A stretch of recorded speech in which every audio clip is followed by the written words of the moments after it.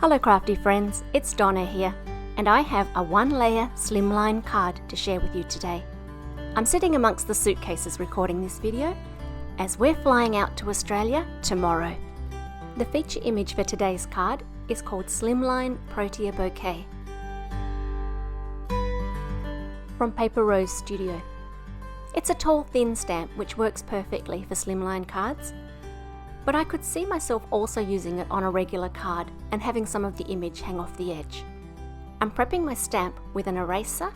I just rub lightly over the whole stamp and then give it a wipe with a microfiber cloth just in case I've left any little bits of eraser behind. I want to use both dye inks, which are water-based, and Copic markers, which are alcohol-based for this card. And my two regular inks that I use are both perfect for either one or the other, but not both. And so I'm trying a new ink, which is Pink & Main Premium Dye Ink. The instructions say, as long as it's perfectly dry, that it will work for both. And so I'm going to test that out today. There are a few different inks on the market that are like this. This is the one that I have. I'm first going to ink blend a soft background. I have one brush per colour family, and I just clean off my brushes before I start, and they're good to go. I want the background to be quite soft, so I'm going to tap off the initial ink onto a piece of scrap paper before I do the blending onto my card, and I'm going to use that scrap paper later to test my colours. Hold on a second to see what really happens in my craft room. Keep an eye on the dried Marigold ink at the top.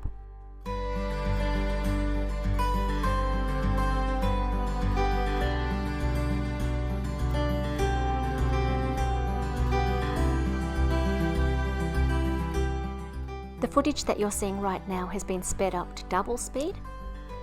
I don't really blend this fast, and the colours that I'm using across the image from the bottom are abandoned coral, dried marigold, and then I'm going to bring in some bundled sage and speckled egg.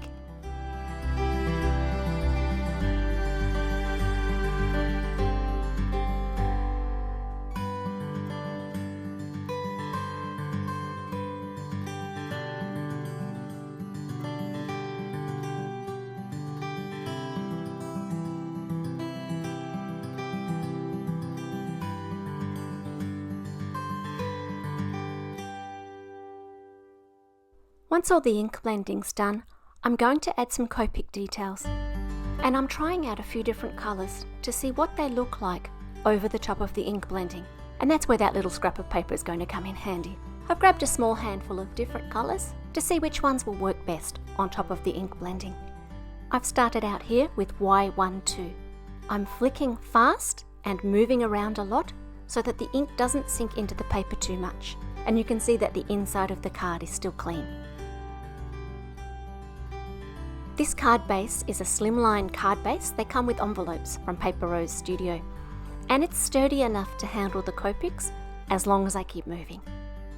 But if the ink did go through, I could always cut off the front panel and add it to another card. The other colours of marker that I ended up using were R32 and R30 on the pink areas. Also G43 and G46 for the greens, and B21 for one of the flowers at the top.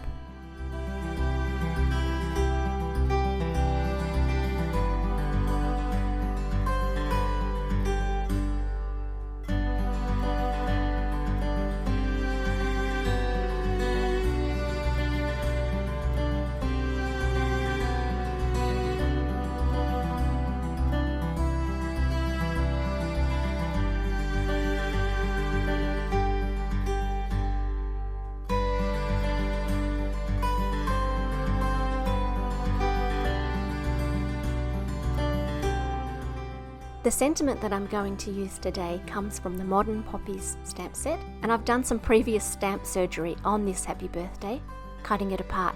If I have one tip for cutting things apart, it would be to cut with a curved line if you can. It makes it really easy to work out where things line up when you go to put it back together. But for today, I'm going to use the two parts separately, and rather than lining them both up on my stamp platform at the same time, I'm going to stamp each part separately because that way I can line them up just a little closer to each other because I don't have to work around the extra photopolymer at the edges. If I want to be sure that something's going to be straight, I always stamp it off onto some gridded paper first, just to check. And in the case of this word happy, it's a good thing that I did. With the sentiment done, I'm going to add some spatter. And the best way to have exactly the same colour of spatter is to use the same inks. And that's what I'm going to do. I'm going to mix them with a little bit of liquid sparkle, just for a tiny bit of shimmer on the card. And I'm using my hand as the most basic of masks, just to control a little bit where the spatter goes.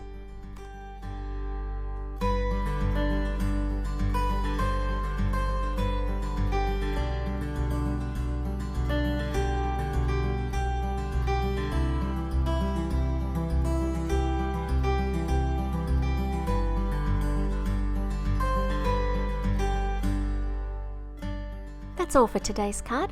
I'm going to leave you with some close-up photos so that you can see the little details, and I look forward to joining you again soon. Feel free to like and to subscribe, and I'll catch you again when our move from Japan to Australia is complete.